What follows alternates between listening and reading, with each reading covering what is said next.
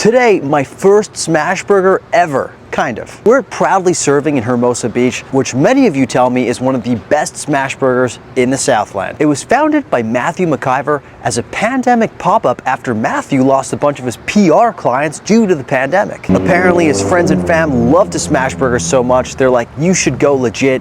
He started a business and the rest is history. He's now got his brick and mortar steps away from the Pacific Ocean right here in Hermosa Beach. Funnily enough, my first time ever trying a smash burger was at a proudly serving pop-up at Bodega in Los Alamos of all places. It was right as the smash burger train was leaving the station. I remember being blown away. Let's go see if it still lives up to the hype. Burgers hit the table. I went with the PS burger. Their signature burger is pretty much just a simple onion smash burger. On its face, looks very similar to every other smash burger I've ever had. Here we go.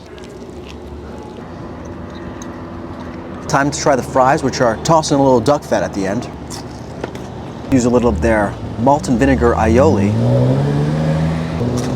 I'm starting to think of smash burgers more like sushi than I do anything else, because it really comes down to how do you treat the essential individual elements of the smash burger in a way that maximizes its potential. Like a sushi chef wields his knife, how are you wielding that heavy thing that smashes burgers down? There's got to be a technical term for that. Like sushi chefs use a little bit of acidity in their rice. How do you, as a smash burger chef, apply fat so that it's present yet restrained in order to create that decadent smash burger experience without making it impossible to take a second bite? How do you then cut that fat with the right kinds of pickles and a special sauce that has a je ne sais quoi that keeps you coming back? As far as nailing those essential elements, Proudly Serving does all of that. I can't really definitively say that there's anything that elevates this above other smash burgers around the city. What I can say is because they do the essentials so well, you can kind of depend on this as like a solid smash burger option. The one thing I really do like about smash burger is that their sauce has got a little extra zip. It almost stings in the same way that like Cool Ranch Doritos sting. And I also like that they've got really well done onions on the edges of the patties, but that the onions inside stay a little crunchy. There's a nice contrast there. The fries are sensational. They look like,